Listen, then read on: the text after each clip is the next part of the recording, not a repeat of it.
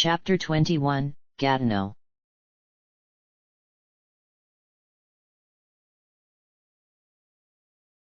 Gatineau.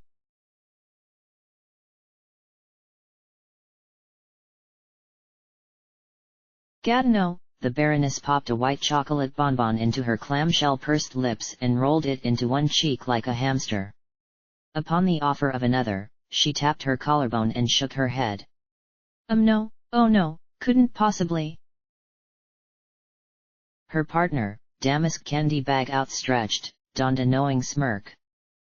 She drew the bag's drawstrings and tucked it into her overcoat's inner pocket. The overcoat was interesting, meaning it looked identical to the uniform of a Gestapo. All black, overabundant leather, fascistic precision, badges and medallions, and of course the military captain's peaked hat.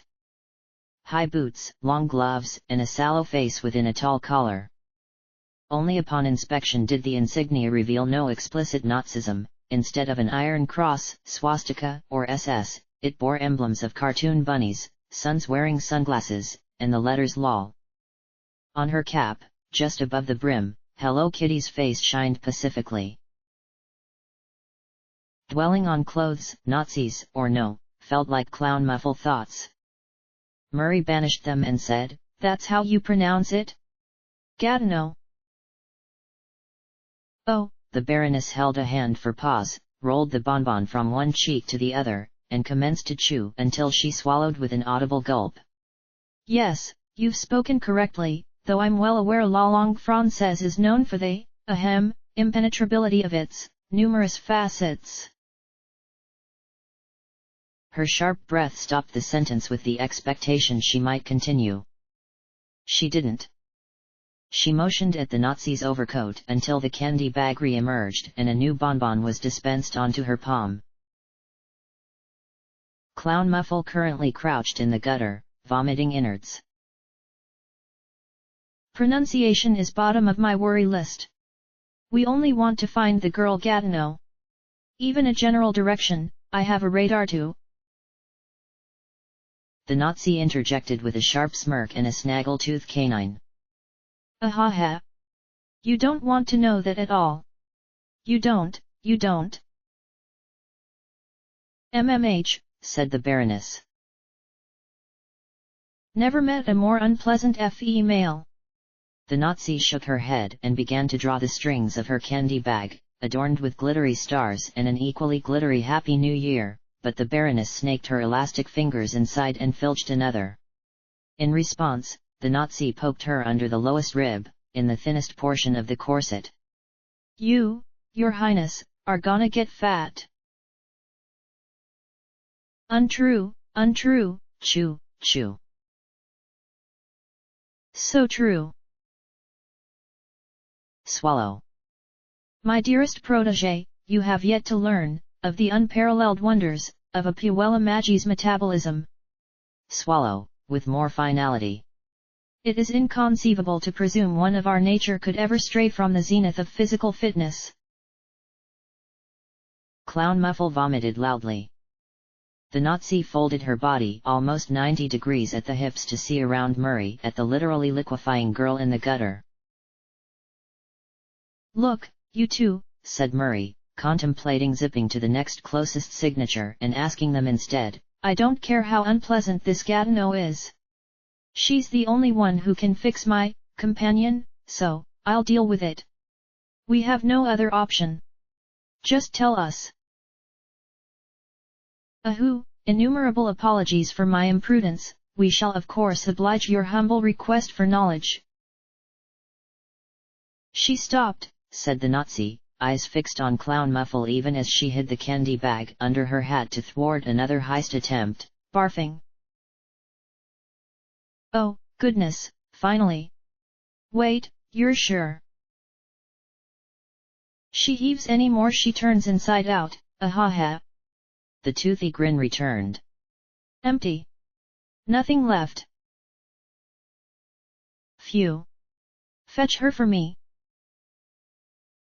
The Nazi marched across the cobblestone street, hooked her finger into Clown Muffle's collar, and dragged her back. Clown Muffle's leg detached in the process. The Baroness hefted the dome of her outrageous dress by the exoskeletal hoops that maintained its form and teetered on crystal slippers to the decaying body. Assisted by the Nazi, who helped hold the absurd profusion of skirts and petticoats and hoops together, the Baroness bent forward and summoned a clamshell mirror and plucked from it a pearl-shaped and sized like the bonbons on which she snacked. She shoved the pearl between Clown Muffle's chapped and bile-drenched lips, slammed a palm on the base of Clown Muffle's jaw, and forced her to swallow. She also broke off the jaw, but the Baroness smiled as though all were peachy as the Nazi seized her waist and wrenched her to an upright position. First, nothing happened. Then, Clown Muffle's body thrashed epileptic against the ground and bloody foam burst from her mouth. The Nazi tilted and cackled. "Oh, what the fuck," said Murray. "Ha. Watch, watch." So much foam spurted that it flowed onto the pavement and mixed with the gutter slush. Murray stepped back to avoid its frothing. Clown Muffle became a shiny, lavender-tinted bulge in the swell. "Feels even shittier than it looks, ha." The Nazi bounced around the sidewalk, kicked a quaint brick wall, and swirled her ballerina goose step her boot in a semicircular arc. "My first time I was like, WOOOOOAH. Ha. Do come, ma petite Amy, ahoo. Do come, I said. You are, too, excitable." She chased the Nazi around, incapable of catching her until she launched herself layers and all like a missile and pinned her against the wall in a headlock. Ha, oh ow, ha. Do come. The Baroness reached under the Nazi's cap and stole the candy bag. Murray made a concerted effort to ignore them. She knelt near the foaming heap and tried to discern any Clown Muffle within, which of course was the exact moment Clown Muffle burst upright, fully reformed, spotless, devoid of any injury. She wore no clothes whatsoever. As the Nazi and even the Baroness burst out guffawing, Clown Muffle shrank into a ball to cover herself while Murray fought with her jacket and threw it off still tangled in one sleeve. Clown Muffle struggled to slide herself into it, Murray couldn't fully escape, they flopped into the snow together. Much closer to Clown Muffle's weird, 19-year-old prepubescent body than she ever wanted to be. At least nobody was around to see them. Nobody except the Ottawa clowns, laughing. Eventually Murray got the jacket off and Clown Muffle got it on. It went down to her knees and the sleeves overshot her hands by several inches. Oh, désolé, said the Baroness, "unfortunate side effect of my otherwise unimpeachable ability, birth of Venus. After all, Sandro Botticelli, you cultured young women surely know such things." No. Murray did not know such things. And she considered herself someone who knew a lot, for her age and social background. Hemmet, the ignorant never achieve. She had taken that to heart and read, but Sandro Botticelli eluded her, and she pinned down the urge to shove her fist down Baroness Bonbon's throat. Ha, feels good to see it happen to someone else for a change, said the Nazi. The Baroness smacked her and uttered a sharp, voyeur. Oh ow, not that, Schadenfreude. Humph, she crossed her arms. You ought to have averted your eyes in respect for her womanly decency, my protégé. Balls about womanly decency, you sure give me quite the ogle win. Another smack. Hold thy tongue. Instead, the Nazi extended her tongue and said Naya until the Baroness plucked the tongue and pulled. Their antics worsened. Murray concentrated on Clown Muffle and sifted the foam in case her clothes had sopped to the bottom. they hadn't. Clown Muffle meanwhile folded and assembled and buttoned and knotted elements of the suit jacket until it better fit her body and concealed everything necessary. "Ugh," she said, followed by, "Oh, I can speak again." Her bare feet constantly pattered the ground to avoid sticking to the ice. "Good. Telepathy detracts from communication. Something is lost," says the magnet slumlord, said Murray. "To similar circumstances." Clown Muffle arched her spine and checked her backside, posed beneath overdue Christmas lights strung from a decorative balcony, the effervescence of which in conjunction with the remaining sea foam on her hairless arms and legs caused her to shine, like literally shine. The Baroness not only healed Clown Muffle but imbued her with a certain beauty. Murray disliked it. Clown Muffle ignored it, though. Her gaze drifted from her flat ass to the Nazi. The Nazi quit laughing. "Problem?" "Why," said Clown Muffle, "are you a Nazi?"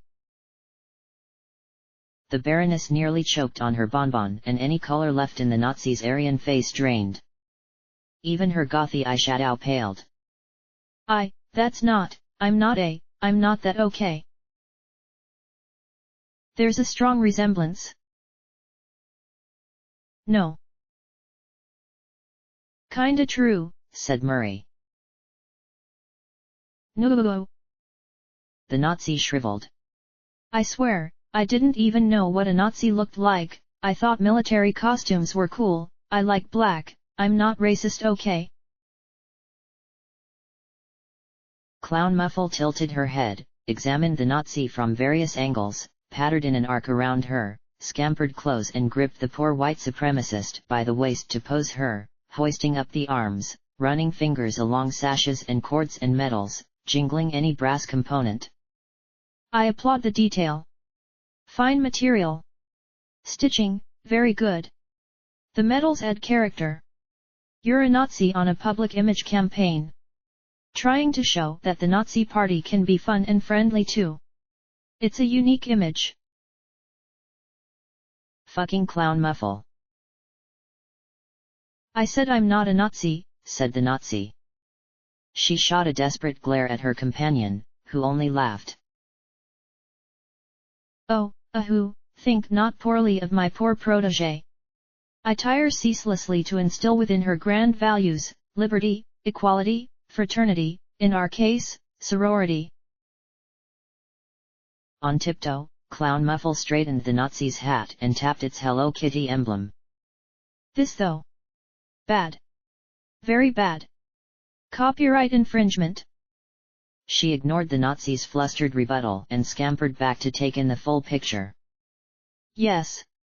Fantastic technical aspects, as expected from a military costume, traditional austerity compared to flashier, less utilitarian dress types." Glanced toward the Baroness, "Plus the unorthodox mixture of comfortably cute and ominously Aryan coheres better than it ought, due to the medals only coming into focus upon closer observation, which causes the initial impression of Nazism to soften over time, showcasing more whimsy and innocence. Like an argumentative and petulant woman who, upon breeding familiarity with a new friend, resolves into a more pleasant persona. The main flaw is the hat. One cannot simply bite inspirations wholesale. And it's a centerpiece, too, tragic. Final score, all elements weighed, 7 out of 10. The Nazi stomped her foot in protest, but her boot slipped on an icy patch and she landed on her butt, to her companion's general merriment. Do me, said the Baroness. Of course. As for your assessment? No, consider the time. Murray pointed. Both Clown Muffle's ears bled. She had been fully healed a minute earlier and already she bled. Absolutely correct. The Nazi rocketed up and withdrew an antique stopwatch from one pocket.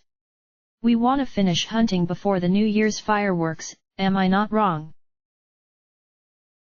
Not wrong at all, my protégé, not wrong at all, She crumpled the empty bonbon bag into a tinselly ball and sank it three-pointer style into a trash bin under an awning across the street.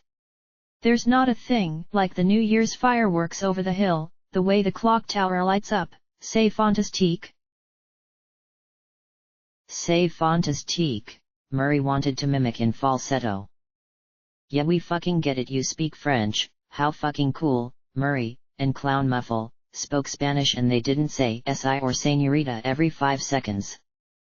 Everything, their pointless decadence, playing, laughing, eating candies, Clown Muffle joining in oblivious to her own peril, it stirred nausea in Murray's belly. One swallow kept it down, at least they weren't hostile. She detected 6 signatures in Ottawa and descended on the two together, theorizing they might be friendlier if they were already friends with one another. Her hunch proved right, and they avoided a fight with a territorial Canadian when all they wanted were directions. She should be thankful, she told herself. She got lucky. Still. No. Focus. She said, "You want to go, we want to go. So let's sort things out quick. We only want to know where to find Gatineau. We'll deal with her no matter how unpleasant she is. Just point us in a direction, please." Her words sucked the cheer out of the space. The jokers quit flirting long enough for a dog's frantic bark to scrape somewhere distant, followed by a metal crash. A siren rang. "I suppose, no point in hiding it. You want her 'cause she can fix that, right?" The Nazi pointed to the contorted metal ring on Clown Muffle's finger, almost severed at one section. "Gatineau and her rocks." Murray nodded. "Okay, just don't get disappointed if she doesn't give you what you want," said the Nazi. "We're prepared for anything," said Murray. "Gatineau's not just unpleasant. She tried to murder me the first night she was supposed to be my mentor. Ahaha. Positively true, lured her into the worst part of town, then abandoned her, if not for my timely intervention."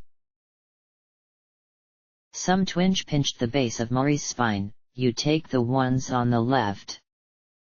She forced those memories into that same sump where she buried her disdain. "Please. I can detect magic, I know the locations of the 4 others in this city, even a general territory." Another cold, long, silent pause. The Baroness and the Nazi stared at one another, the Nazi's smirk sheepish and nervous. Clown Muffle's bare feet went pat, pat. Pat, pat. She pinched her nose, which bled.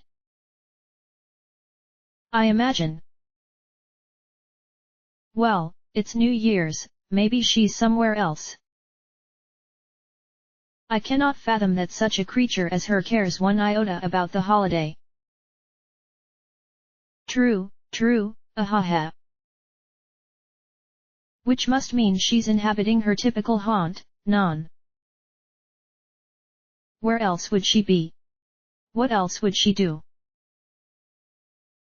"And where's that?" said Murray, unheard, although the next line answered her anyway. "Vanier, that infamous neighborhood of ill repute, located, where now? South of the river. Northeast. We avoid that place as much as possible. Although I've heard reports that gentrification has borne fruit, or at least the incipient buddings of fruit." Murray had words to say about gentrification, but she couldn't get mired in this right now, and they had given enough information already. Of the 4 other signatures in Ottawa, only one was anywhere near the northwest. A single, lonely magical blip on the radar, Gatineau. They kept talking nonetheless. Murray had to throw up her hands. "Thanks, all right, thanks, enough. We won't waste your time. Let's go, Clown Muffle." "Clown Muffle? said the Baroness. I knew your visage rang a few silver bells. I ought to have known when you scored my protégé in that classic style of yours. Yes, yeah, it's her, the infamous Clown Muffle, but we gotta go. Murray grabbed Clown Muffle's wrist and tried to pull her any direction away, but stopped upon the sensation of ripping skin. The Nazi tilted her head with the same smirk. Who?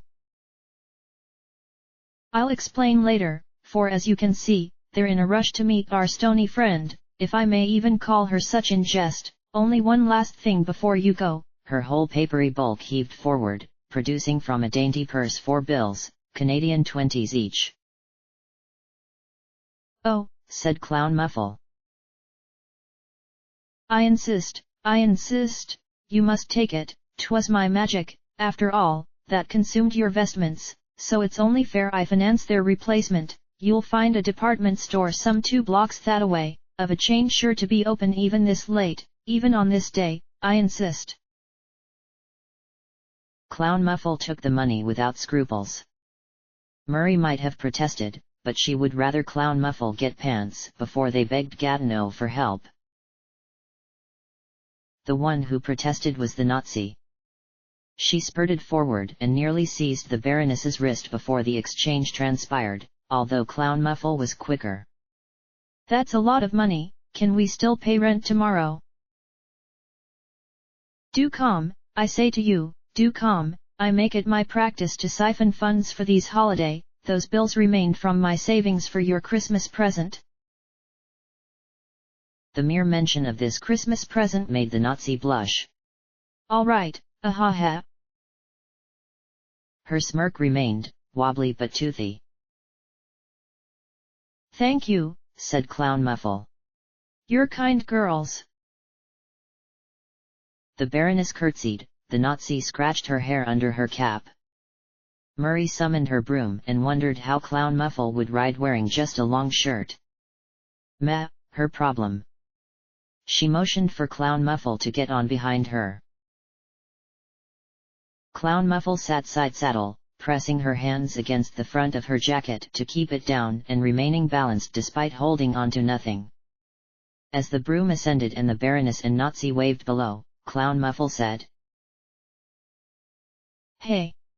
One thing, you two. Murietta Temecula, please wait. Gruloan. Is this the first New Year's you two have been magical girls? Indeed, I contracted February this year, said the Baroness.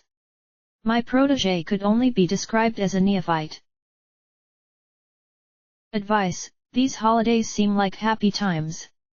Save times. That's a trick. They're the most dangerous times. Despite the joy and celebration, the full loneliness of many only now becomes apparent. I've been a magical girl 6 years. Every year a girl in my area dies either Christmas or New Year's. Be vigilant. The odd couple, dwindling below on the black stone road, looked at one another and back at Clown Muffle. Hey, said the Nazi, thanks. We'll watch our backs, right? Exactement, said the Baroness. Many thanks, much appreciation. I wish you happy lives, said Clown Muffle. They parted. Murray glanced over her shoulder before she crested the first row of rooftops, past the bloody-faced Clown Muffle, down the narrow street that seemed a relic of colonial times or a tourist trap designed that way, to the alley that the Baroness and Nazi commenced down. It effused festive cheer, warm lights and the designs of mistletoe or reindeer, quaint patches of snow shoveled into neat piles and no trace of trash. The Baroness and Nazi returned to their antics, no longer audible but expressed through exaggerated pantomime, bodies arching to laugh, to prod, to seize the partner by the waist, to poke a cheek or touzle a lock of hair, and it was such a perfect image, wasn't it? A perfect image of frivolity, apoliticism, flamboyance and a disembowelment of history, a latter-day Marie Antoinette and her Sanrio anti-Semite, the classic symbols of oppression and racism made saccharine and harmless. Somehow, Murray couldn't hate them. Did they annoy her? Definitely. But as she steered her broomstick over the rooftops and they disappeared irrevocably, she hoped things ended well for them. She seconded Clown Muffle's blessing. She wished they had happy lives. She began to wonder if, in forgiving Clown Muffle, she had let go of too much. Part of her wanted to be distressed over her attitude, but the other part didn't care.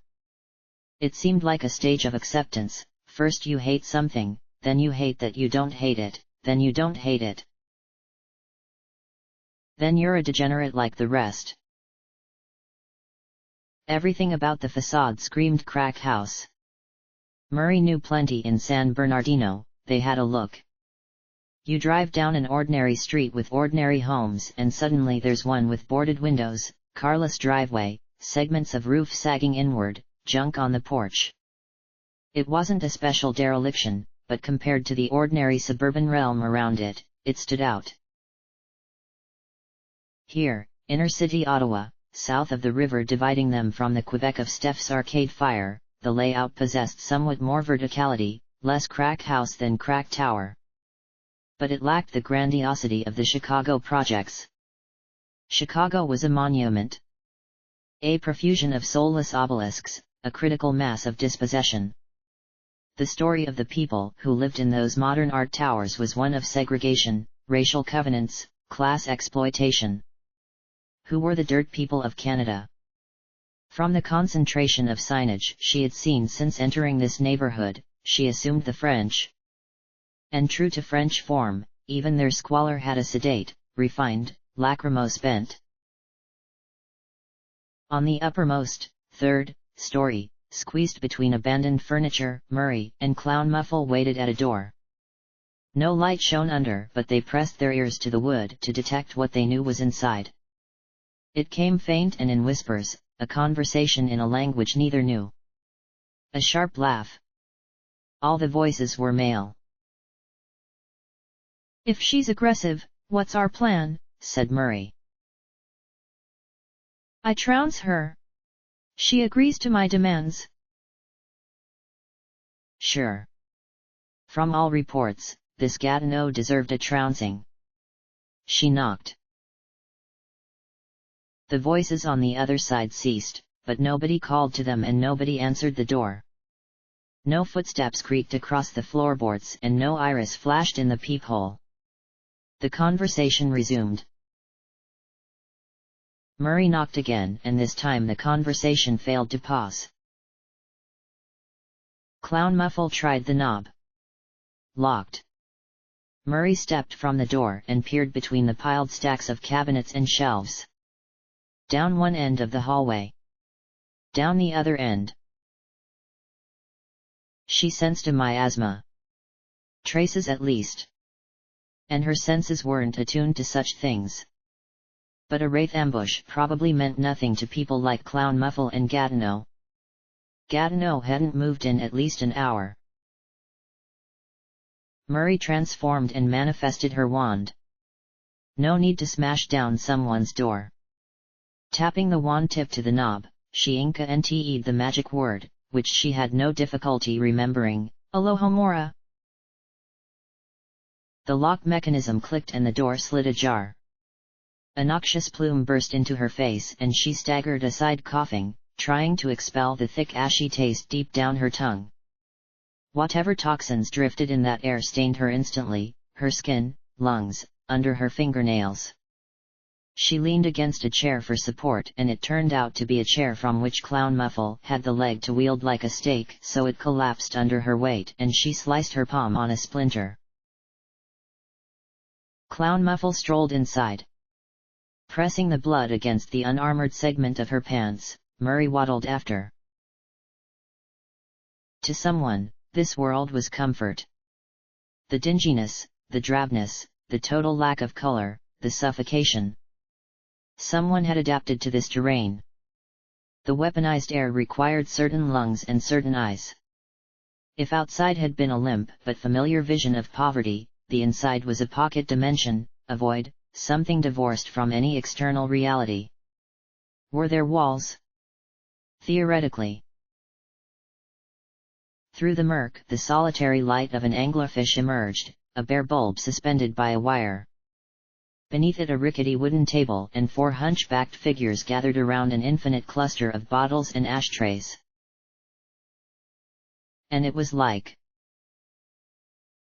oh, they're just normal fucking people.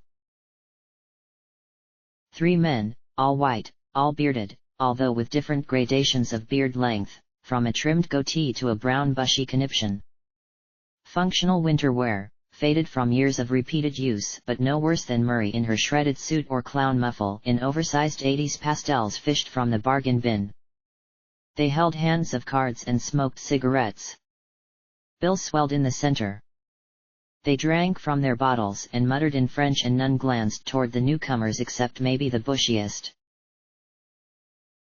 Only lack of beard distinguished Gatineau. Her general ugliness obscured her age.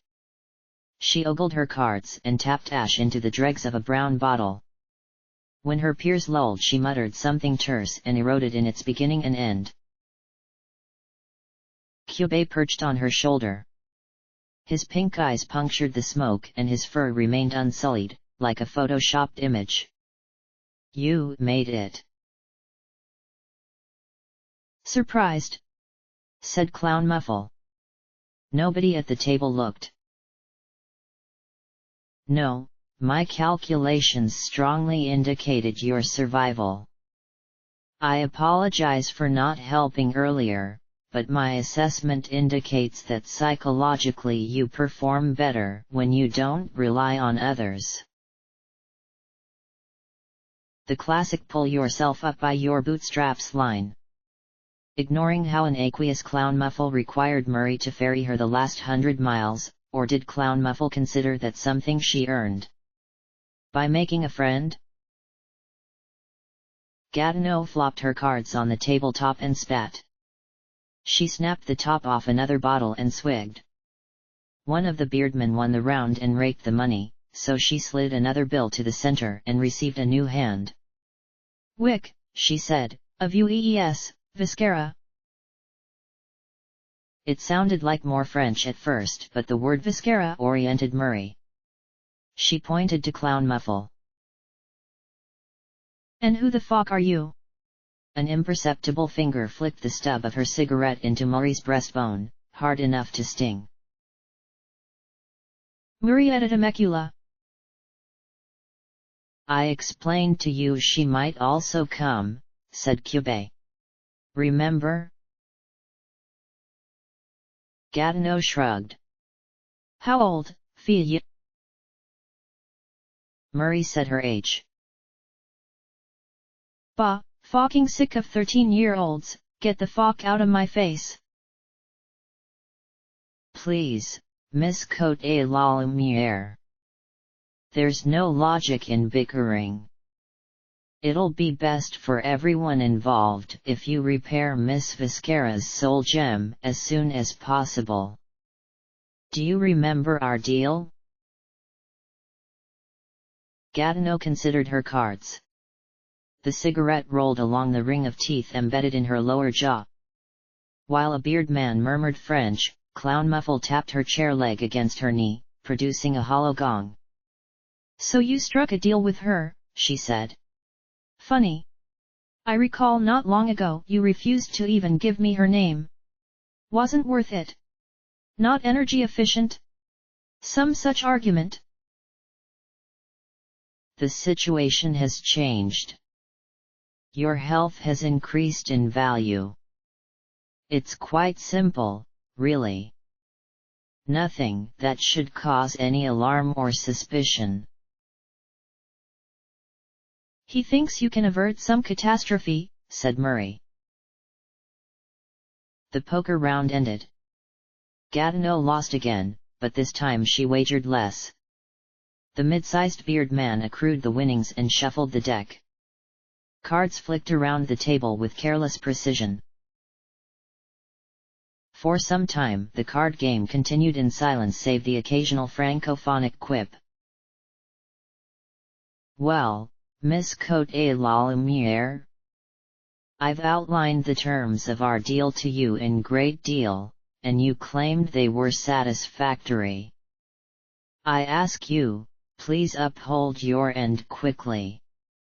Miss Viscera's state has declined. Well, I fucking said I want the other beach gone, but you don't fucking listen to that, so what the fuck? She spat her cigarette into the ashtray and lit another, hands trembling, using her cards as a shield for the flame.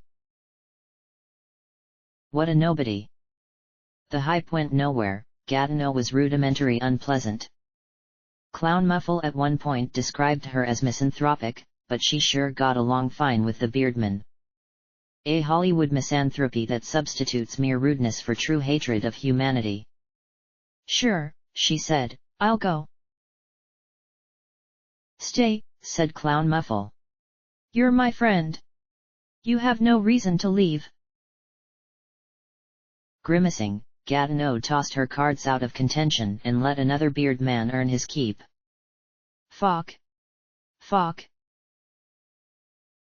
Two beardmen partook in a conversation lasting 3 whole lines of dialogue.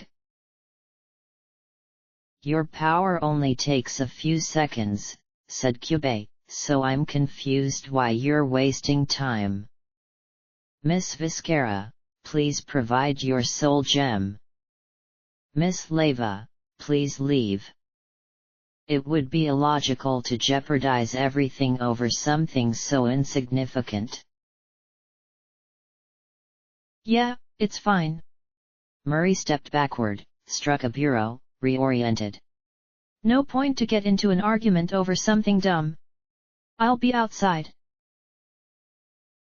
I want you to stay, said Clown Muffle.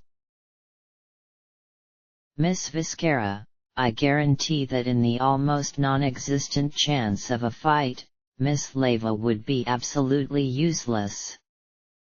There is really zero value to her remaining in this room. There are other reasons.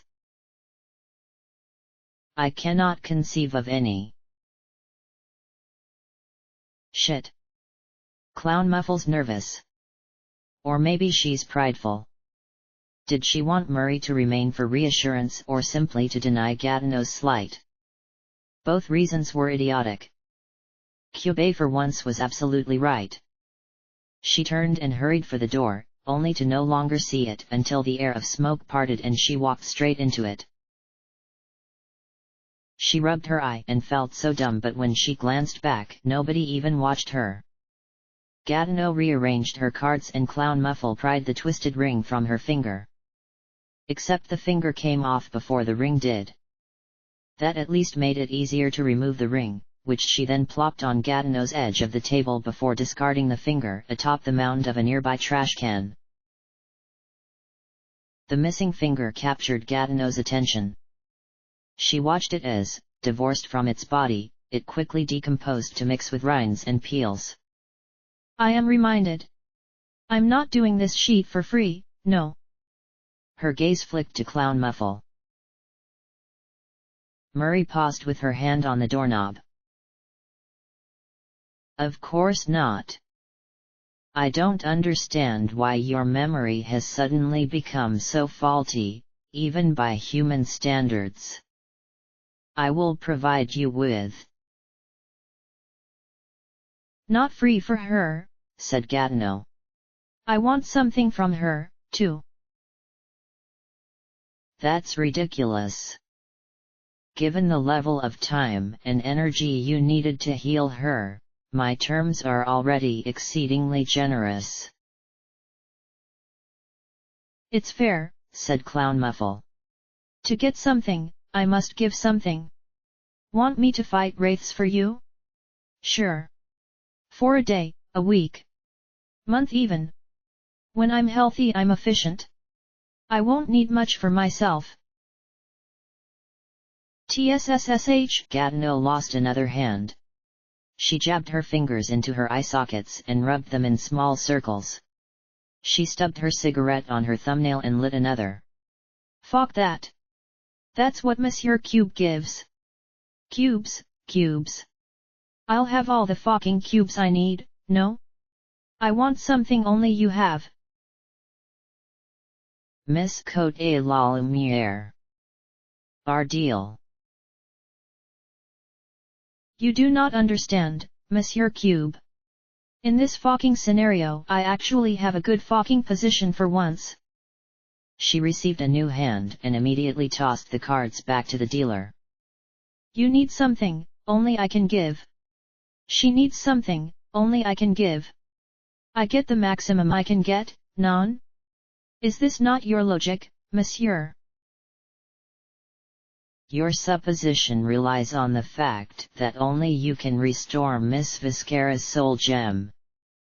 However, I have a specialist who can take the powers of others. I prefer not to resort to the elimination of a useful magical girl, but... Ah yes. Your specialist who takes the powers. I know all your specialists, I am good friends with so many. Which was she again?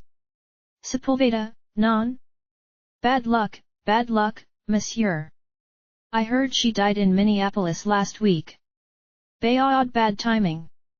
Don't feed me bullshit like I don't know my current fucking events. There are other magical girls with similar abilities.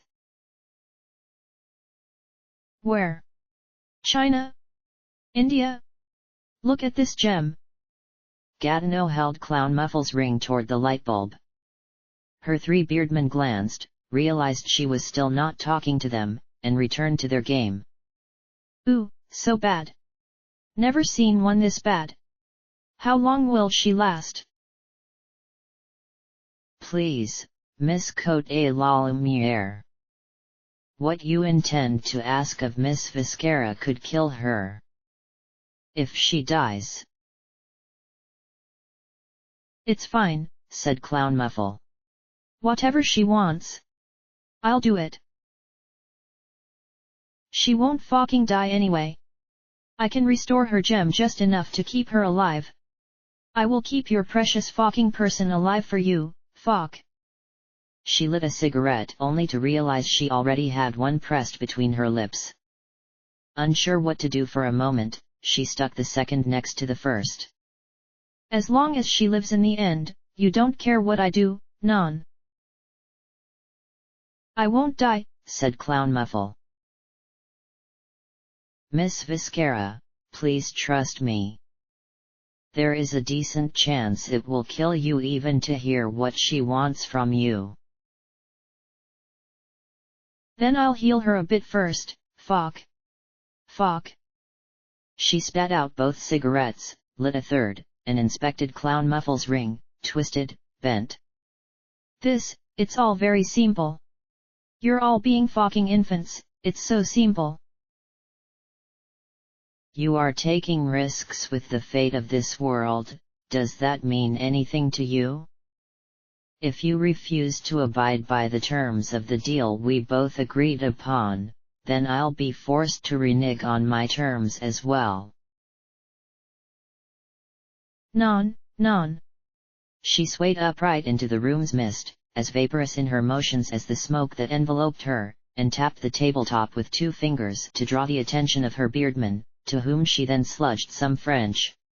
The beardman nodded, half-raised hands in farewell salutes, as she rolled along the round table's edge through all the staggered angles of the room.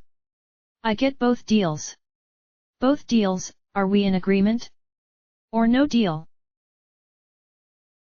Cube hopped off her shoulder as she rose, bouncing off the head of a beard man and landing on the handle of a broken cabinet. He said nothing and Murray had to think Gatineau had him in a bind. She might have derived satisfaction in it if she hadn't started to wonder what exactly Gatineau wanted from Clown Muffle and whether she were as normal as first thought. As Gatineau approached her she stepped aside and into an object, a tall African mask on a pole, which wobbled when its triangle nose jabbed her spine.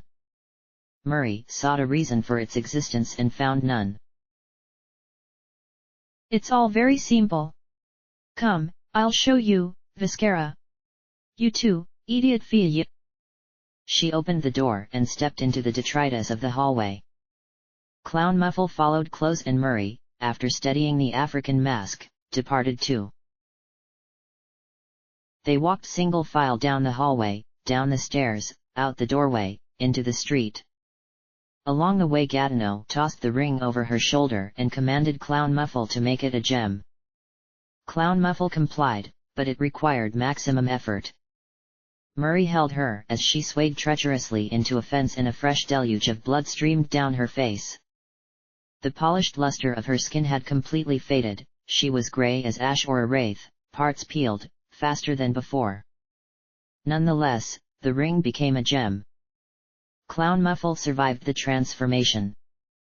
She returned it, a withered opal stump dripping black water, to Gatineau. "Sheet, you're fucking resilient. That's good. That's what I want. That's why it has to be you. Fucking others like us, too damn weak, we? Fucking 13-year-old beat CHES. Can't handle nothing. Boy doesn't like them, they cry. Boy likes them, they cry. That kind of sheet. Pathetic, non." Her fingers snapped, she transformed. Her dull clothes became a flowing verdant gown, embroidered with silver in shiny thin lines that ran intricate patterns down to her expansive flounce. She might have even looked pretty if not for the cigarette still clenched in her mouth and the dead gaze in her eyes. "It's very simple for me, see? Watch." She pried the cigarette from her teeth, tapped the corroded gem with the unlit butt, and Clown Muffle shrieked. She clutched her throat and slammed against a brick column beside her before Murray could stop her. For a strangled moment of fear Murray thought she might become epileptic, thrash wildly, rip off parts of her decaying body in the process, but it was a single sharp moment, and the next moment Clown Muffle bent over and panted into the ground. The gem in Gatineau's palm had reformed. Partially. A little bit, as you might say if you had an insufferable French accent. A light blipped out on Murray's radar. She had stopped paying much conscious attention to it once they met Gatineau, but the abrupt change triggered her senses like an ambient noise unexpectedly ended. Ottawa had 7 signatures, 6 locals and Clown Muffle, now only 5 locals. Someone in the city had died. The tendons tightened in her chest. She needed the notch at the base of her throat to revive the breathing, closed her eyes, and crouched to better examine her radar. 6 signatures remaining, please don't let it be one of them, not one of them, and after Clown Muffle even told them to be careful? It wasn't. She caught 2 signatures close together in the general area where they had encountered the Baroness and the Nazi. They were both alive, it hadn't been either of them, and Murray sagged a tremendous gust of air out her unstopped esophagus. Then she felt like an asshole. Someone had died, some young girl in this same cold air under these same gleaming icicles in this same bilingual city. Not someone she met but someone she might have. If they had asked the girl who died for directions instead, if Clown Muffle gave her the same warning she gave the other 2, would this girl have lived? Would one of the Baroness or Nazi or both have died? Murray opened her eyes and scampered after a Clown Muffle and Gatineau drawing ignorant into a new passageway between the buildings. She wondered about this dead girl she had only ever known as a light in her mind, a blip on a radar. Did she speak French? If so, did she mix in French words when she spoke English? Was she young, old? Was this her first New Year's as a magical girl? Did wraiths get her or cycles? Around the world, magical girls were dying.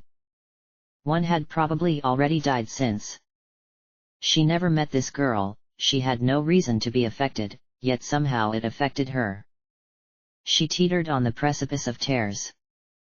She yanked her head to the side and instead loosed a phlegmatic sneeze. Her nose ran and she wiped it on her cuff. In Chicago, she had felt the lights die the same way, one after another. At one point she lost count. Over 10. And she had even known them, at least a little, yet nothing affected her then, maybe it had been adrenaline, fear for her own life, determination to rescue those still alive. It felt like a different world then, but even in this world the death had followed her. Silly, sentimental. But she thought about the Baroness and the Nazi. It hadn't been them, but it could have, and in the end all magical girls shared a certain kinship of experience, even Clown Muffle, even Gatineau. After a long walk, which led them to what seemed a different part of the city, nicer, full of leafless parks and homely architecture, a skyline on one side and a bright yellow river on the other, Gatineau stopped before a hatch set into the ground in front of an unassuming apartment. The hatch had a padlock and a de-transformed Gatineau, after discarding and lighting another cigarette, fished her pockets for a key. Cube hadn't followed them, but he, or another body of his, poked his head from a second-story windowsill. "I implore you to reconsider, Miss Cote la Lumiere. Even partially healed, Miss Viscera will not react well. Can you not see the importance of the situation?" "I won't die," said Clown Muffle. "The odds that you will die are high enough to cause me concern," said Cube. "I won't die." The death of the unknown Ottawa girl lingered in Murray's head. "Let's at least be careful." "I'm always careful." "You're right." Before Murray rebutted, Gatineau turned to her, slinging a key on a ring. "You, fille. Since you fucking want to follow me around so much, I guess you can see. Maybe it kills you too." If it could kill Clown Muffle, then, no, Murray decided, immediately and without hesitation, that she would follow. Once everyone's intentions became clear, Gatineau shrugged, absorbed another intake of smoke, and undid the lock. When she hefted the basement hatch, though, only stone waited beneath it, a solid, seamless wall of rock. Murray predicted a practical joke before she remembered Gatineau's power, and Gatineau transformed and discarded her cigarette onto the rock face. Where the orange dot of flame struck, a straight cut like those in quarried marble split across the middle and the rock parted to reveal a few steps dwindling into total darkness. "No rails," spoken upon the lighting of yet more tobacco. "Watch the step." They descended. Gatineau's cigarette served as their only light, fading and flaring with her breath, bolts of light flowing down the silver veins of her gown and then retracting like pumped blood. The stairs spiraled and an oral pulse rose from the pit in the center. Down, down, down. The distance soon became absurd, unreasonable, and no sense of an exit remained above, although Murray had not shut the hatch behind her. No sewer system would go this deep. Deeper still, and deeper still. The same rhythmic clacks of the same soles upon the same steps. 10 minutes passed. More. The signatures of the other Ottawa girls rose upon the Z-axis. The monotony broke only when Gatineau discarded her cigarette into the center and lit another, and in these moments the little ember vanished into nothingness before its light revealed any floor or walls. Murray wondered how many cigarettes could possibly be kept on a person. The temperature gradually increased. By some point it actually became warm. Sweat beaded on her forehead. What was this, a geothermal vent? Did they burrow deep enough to reach mantle? The constant circling, the constant lack of progress, she hated these circles, it only made her thoughts circle too, wondering the same things about their destination and the intention of their host. At several points she considered summoning her broomstick and rushing down the center until some bottom emerged. She didn't. She followed Clown Muffle. She wiped her brow. Her eyes had adjusted long ago, but only the outlines of the staircase became apparent. She watched Gatineau and learned only that she lit her cigarettes not with a lighter but by scraping two fingernails so brusquely together to spark. Magic had to be behind that maneuver. Maybe she could harden her own bones like gemstones. This girl might even be older than Clown Muffle, did that make her even harder to kill? Was there a cut-off point, like if you survive a certain amount of time as a magical girl, you then become immortal? She considered that Kyubei had not leaned too heavily on threats to have her terminated. At a certain point, the hum from below adopted a new character. After several more revolutions, it became clear it was a voice. Not an intelligible voice. Just a voice. And even as they descended and the voice became louder, it never became intelligible. It was a voice making noise, random, meaningless noise. More goat than human. They reached the bottom. The ground was flat, smooth, and stretched in all directions. The exact geometry remained unclear, and only the stairwell they departed distinguished the dull black terrain. The voice continued. It came from every direction and no direction. This is your final chance. Kyubei's voice from an equally indistinct direction. Murray caught his eyes high on the stairwell. Ah, Wick would be best. Gatineau gazed into inconsequential directions as though they held great consequence. In her cigarette's light clown muffle became only half a face. Then she tapped a wall that until then Murray thought was only a void. A white line split from floor to twice clown muffle's height and immense doors of stone parted. Delirious light streamed through, blinded Murray, she squinted, then covered her eyes.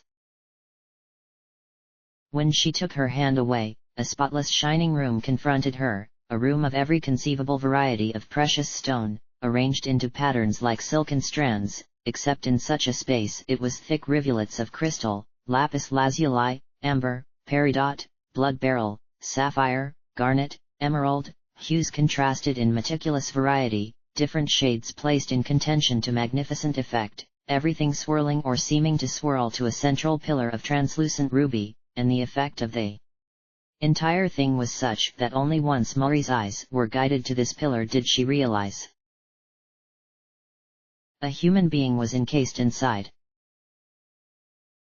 Gatineau tossed her cigarette against an amethyst whorl, and the amethyst opened its mouth and devoured it. She lit another. So? Murray lingered at the entrance, although Clown Muffle had followed Gatineau inside. So this is what you do? Collect people? We kill them, taxidermy them, place them in display cases.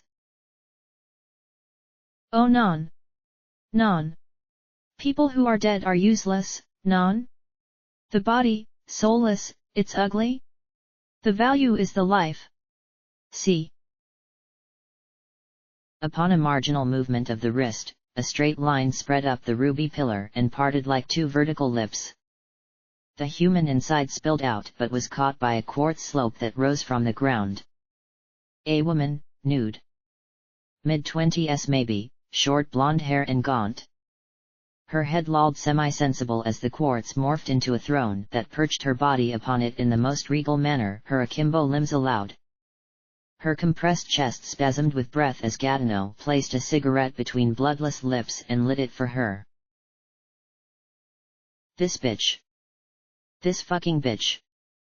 Clown Muffle merely killing people had been bad, but this, torture, suspended animation, zoological reduction, dehumanization, to call this misanthropy, and for a time Murray had thought Gatineau was merely rude. She should have expected something like this and Kyubei had wanted to cut a deal with her, with generous benefits. The Baroness, meanwhile, used her power to help Clown Muffle and asked for nothing in return, even gave them money. She sank to her knees. She clenched her hands into balls and rubbed her knuckles against her temples. Gatineau stroked her captive's hair, whispered something in French, and withdrew from somewhere a cellophane-wrapped slice of meat which she tossed to the girl like a fucking dog. The girl regarded it dully, then recognition flashed in her face and she tore at the wrapper with her fingernails. These people, with Clown Muffle it had been vengeance, retribution for lives taken. These lives still existed, a rescue, but even if they killed Gatineau, what about the others, trapped within tons of solid stone, for surely there were others and this was not the only room. How long would you want me? Said Clown Muffle. Gatineau watched her captive eat. That's the problem, non? With us. It's bad, with the grief cubes. Meat's easier to get. I do not want to waste the good sheet on you, but at the same time, there's something about our bodies, it's different than humans, non? Monsieur Cube won't let me fuck with his precious magic girls, and even if I could, all of them are fucking 13-year-olds, I don't fuck around with dem 13-year-olds. Fuck that. But I understand you are much older. 19. Blood from the stake ran down the woman's chin, down her chest, pooling into her seat, and the minerals absorbed it. Any trash, any liquid, any imperfection disappeared into porous holes that opened and then closed, mouths hidden everywhere in every wall. 19. And in a position where Monsieur Cube must allow me. Good, good. Very opportune, you might say. The lives we live, it's a balance? The physical elements of survival, weighted against those you cannot hold. We all must live on more than bread. Just tell me, how long? Given I don't want to spend cubes on you, and how Monsieur Cube will give me sheet if I keep you too long, let's say, 1 day? 24 hours. Clown Muffle broke into a wide grin. That's it? That's all? We. The voice that spoke in tongues still filtered from the darkness outside the room, and Clown Muffle's laughter matched it, resounded in a similar pattern of nonsense, total hysterics. She fell onto her back and rolled, she kicked her feet, and despite her thrashing no pieces of her even fell off, although she did bleed and the crystals and sapphires drank the blood deep. She didn't care. Would Murray had expected different? She didn't care what Gatineau was doing here to these people.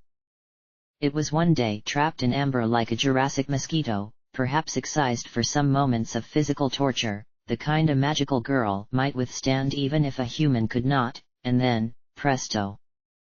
Fixed. All woes ended. You're fucking sick, you're fucking sick, Murray flung impotent fists through the air.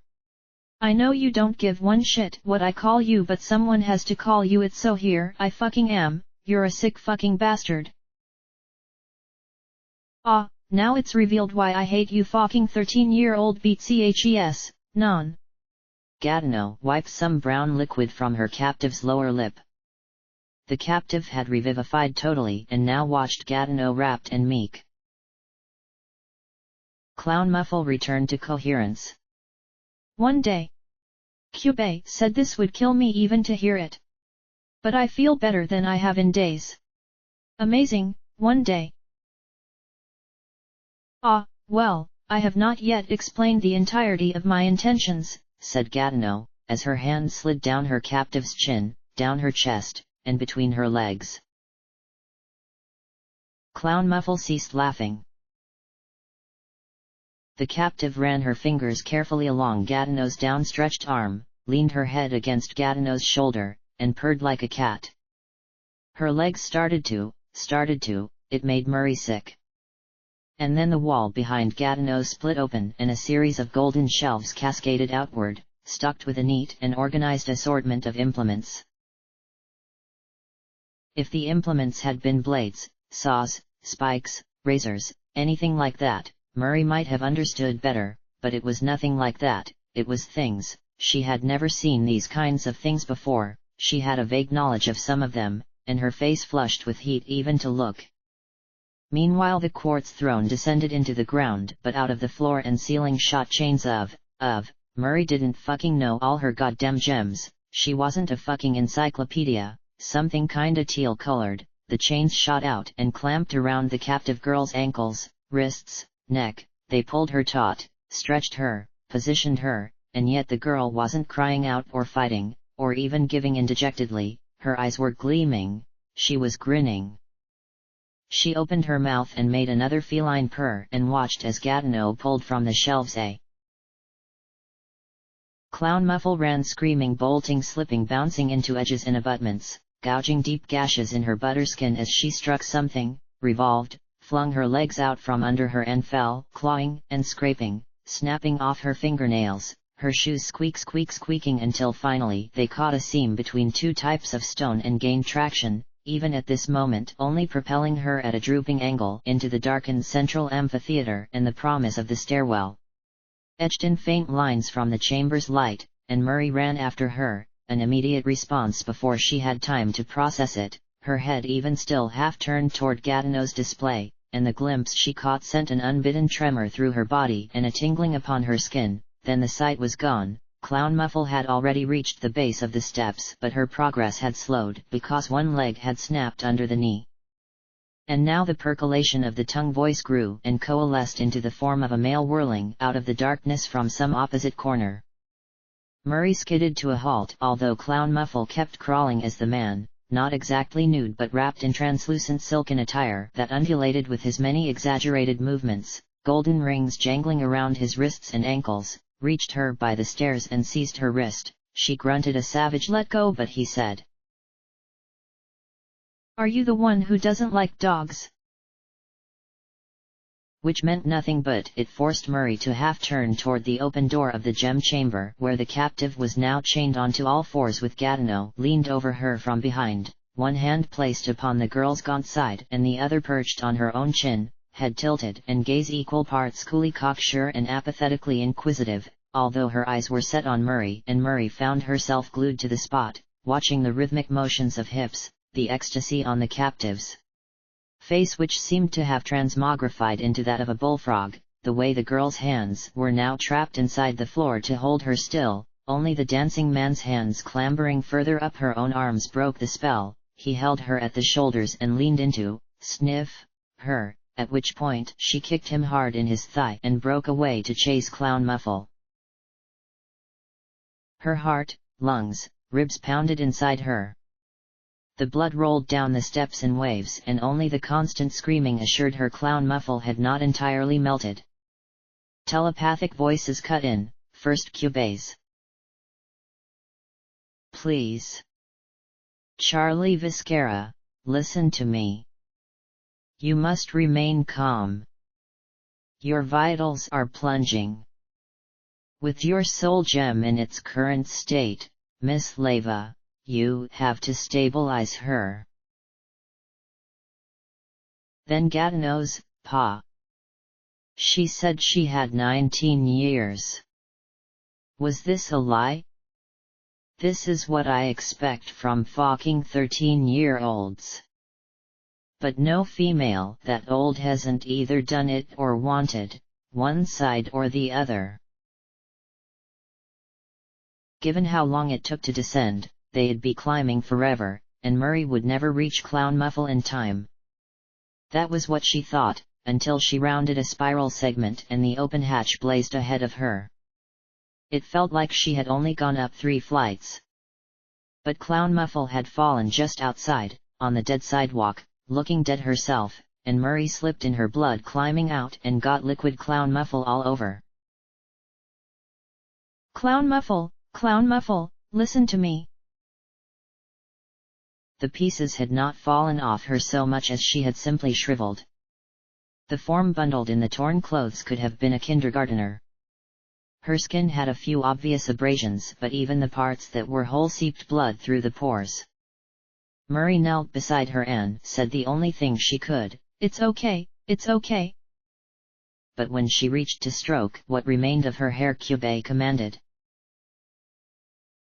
"Physical contact will only harm her further." "Oh. Okay." She drew back, unsure what to do. Why had this affected Clown Muffle so much? It wasn't that awful. Or was Murray only saying that because, NNGH? Clearly it made an impact. Could it really kill her? Could it? Look! You don't have to do that. You don't have to go back down there. She can't force you. It's fine. It's fine. You're safe now. Clown Muffle. Charlie. You're safe, it's okay, it's okay. The blood infant rolled over. MZZZGN, MHHHYTTLL. NNNNNKKKH, no. No. No. No. No. No. No. You can get fixed, you can get fixed in another way, we'll find a way, don't worry, you can get fixed. Why was she so desperate to save her? This is nothing. It's over. It's gone. It's the only way. It's the only way. It's the only way. It's the only way. And oh no no no no, not again, not anymore, no no no no no. Here I am, Steph. Here I am pulling your killer back from the brink. It's not the only way. We can fight her, can't we? Beat her up. Hurt her until she'll heal you just to be rid of us. That's the Clown Muffle way, no. She winced, unsure why she had mimicked one of Gatineau's speech patterns, but it drew no downturn in Clown Muffle's horrid state. Trounce someone and make them your friends after? That's what you said you would do to us. Me and Hemet. I remember that's what you said. I can't beat her. Not her. I can't beat her. Not her. Murray had sorted Clown Muffle's wreckage and found her soul gem. It was fucking bad. I'll do it. I'll do it instead. I'll take your place. It's just one day. It's not that bad. Don't worry. Don't worry. I'll take your place. I said I wanted no fucking 13-year-olds. She turned. Gatineau leaned in the open portal back into blackness, her green gown streaked with fluid of uncertain origin. Her omnipresent cigarette flared as she extended an expectant hand toward Murray, and Murray gave her Clown Muffle's gem. A single tap caused the corroded sides to form back inward, petals in reverse bloom, but it wouldn't eliminate the despair, only make it easier to handle. I make nobody come down there, she said. They all know exactly what to expect. I tell them everything. I find them on the fucking internet. Murray was about to protest, to call her a liar. It felt instinctual to say such a thing, but a moment's thought and she said nothing. You know. Gatineau smirked. Yes, you know. You get it. If only you were a little older, maybe I'd take your offer. The eyes sliced clean through her. She thought of Stephanie and crumpled inside. She thought of Gatineau in the gem room bent over. She banished the thought. God. God. Steph, you would be so ashamed. You would be so ashamed right now. Clown Muffle had stabilized. Maybe. It was hard to tell. She ceased making those noises. Gatineau had restored her a lot, maybe as much as halfway. No fresh blood slopped out, but plenty of blood remained. In the distance, over the rooftops, fireworks erupted.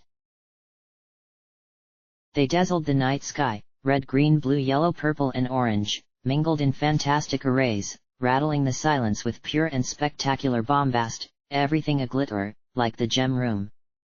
The gem room in the night sky.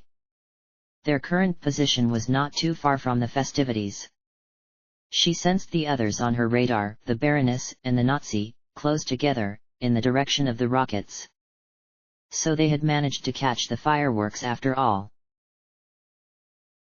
January 1, 2014.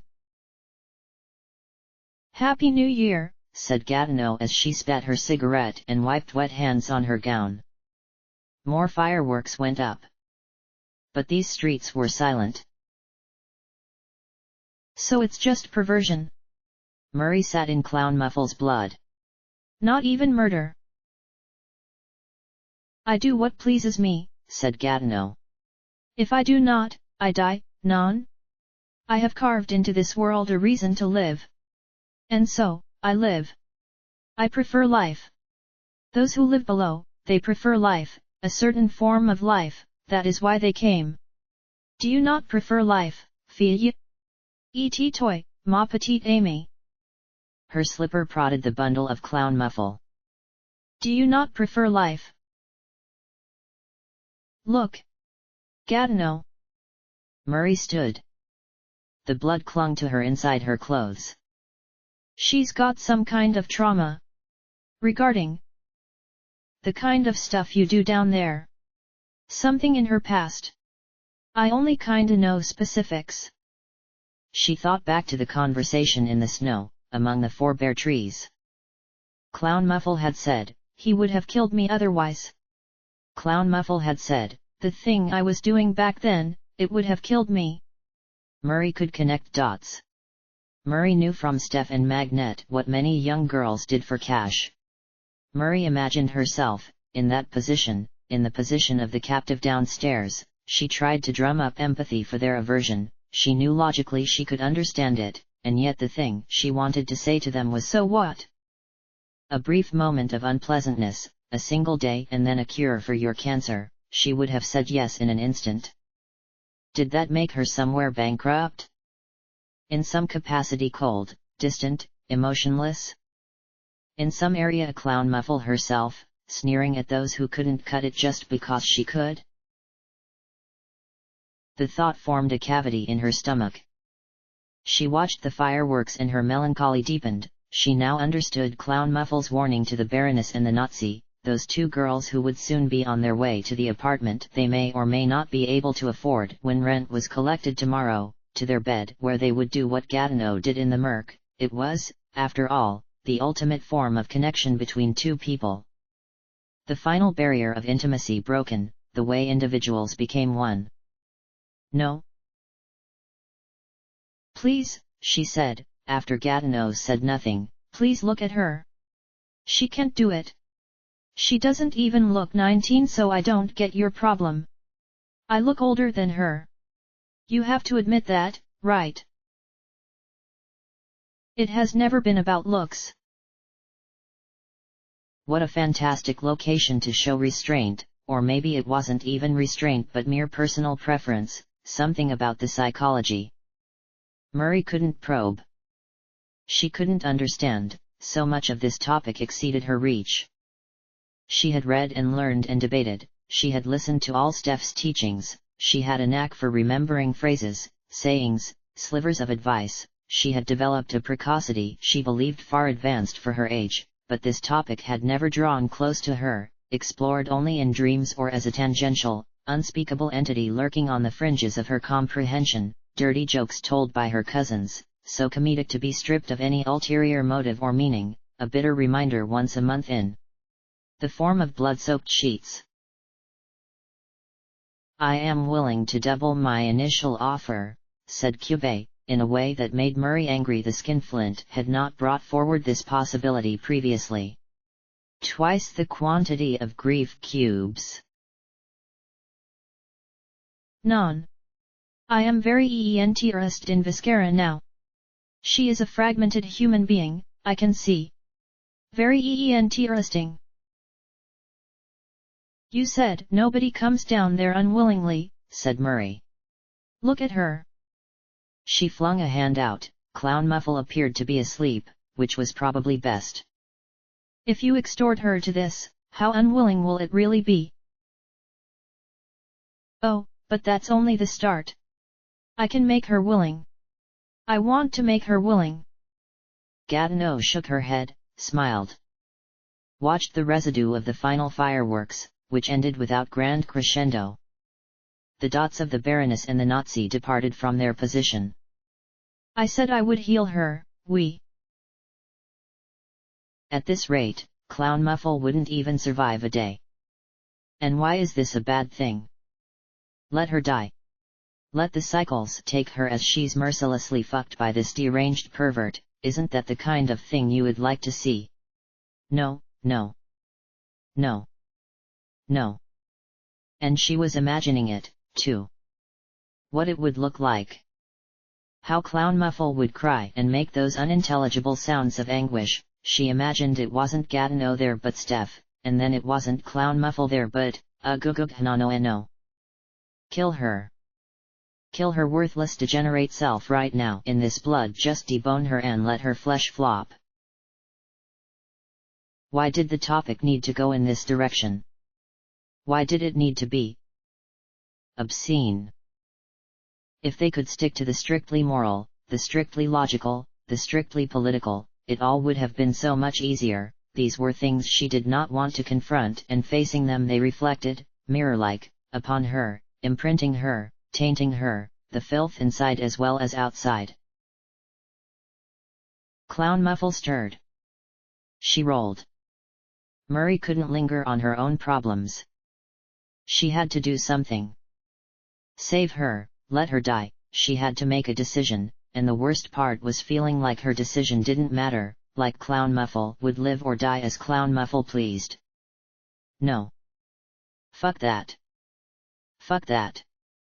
The stupidity of the situation collapsed upon her at once, and she thought about where they were and what they had seen and what was at stake, and got down and seized the fleshy homunculus by the shirt, which split apart at the seams as though it too were affected by Clown Muffle's degeneration. And why the fuck not? Were her clothes not her most important attribute? This is it then? This is how and where you die. I can't. I can't. I can't. You'll fight, ha, you'll fight the kind of monsters we've fought. You'll fight anyone and beat them. What's it about this? The lack of control. I can't. I can't. I can't. Man. To think. Steph and I should have just come at you with a dildo or something. She hesitated, her confidence sapped by a harsh laugh from Gatineau when she said the word. She doubted her ability to speak any sense to Clown Muffle. For a moment she had a fantasy of giving some rousing speech. Now she felt like no speech could affect. There was an illusion, she had always felt it, but it intensified after she met Steph, that words were like magic. If you said just the right ones in just the right order, it unlocked any person, persuaded them to anything. Maybe that was possible, but Murray had to look at herself and realize she had none of those words. She remembered the fleeting, transient emotional connection she fostered with Clown Muffle in the snow. She remembered Gatineau bent over her prey. She remembered Cube. Clown Muffle is the kind of person who performs better when she doesn't rely on others. Well. She stood up, rubbed her hands on the cold blood all over. I guess you can't, she said, and turned a few lazy steps toward the street. The Baroness and the Nazi were moving toward their apartment to enact a nightly ritual. Which of the pair commanded the other, in that situation? Or did they have a more egalitarian relationship? Was such a thing possible? Miss Leva, you need to talk to her. Miss Cote la Lumiere, do something. Is desperation an emotion? Said Gatineau. He's not even desperate, said Murray. Even now he's holding back resources. I have the resources and I'm willing to expend them, but they're too far away. Distribution of resources is as important as the resources themselves. They laughed. Poor Cube. He must have believed Gatineau would prioritize the utilitarian over all else. He could never have understood. Murray only needed to look once at the ornate care that went into her chamber to know that whatever sustained her, it was her life below that truly kept her alive. but Kyubei had no clue. Gatineau offered a cigarette. She took it. It was different than weed, she coughed even though she had a tolerance to the other stuff. Minutes passed. An occasional car even passed. Its lights glittered across the bloody pool, but it passed without slowing. Nobody saw anything. It became clear to Murray, pacing the sidewalk, getting sick of her cigarette, grinding it into the ground, that Clown Muffle was not going to die. She would have already. Kyubei would keep begging them otherwise. Nothing Murray said or didn't say mattered. Clown Muffle didn't need her. Her best friend? Clown Muffle needed nobody. Steph said all relationships were founded on power, mental or physical or social, that the powerful had to cede some of it for the relationship to work, but not too much, because true equality would stagnate and deflate the connection. Clown Muffle never ceded power. She never ceded any part of herself. She could never actually have friends. She would always be the loneliest girl in the world, and she didn't even care. Her friends were clothes. She preferred mannequins. Murray suddenly hated everything. She wanted to leave. Everyone waited for Clown Muffle to do something. Gatineau didn't care, and Kyubei, like Murray, knew nothing he said would make a difference. Kyubei believed a human-to-human conversation might make progress, but he was wrong, because Clown Muffle was not a human being. 10 minutes later, Clown Muffle stood up. Shakily, wobbling. But she rose. Lifted by her own arms and legs. Mentally steeled to what she had to do to restore herself. It disgusted Murray.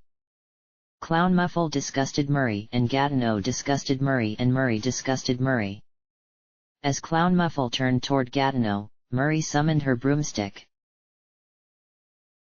"One day," said Clown Muffle. "One day only. Then you heal me."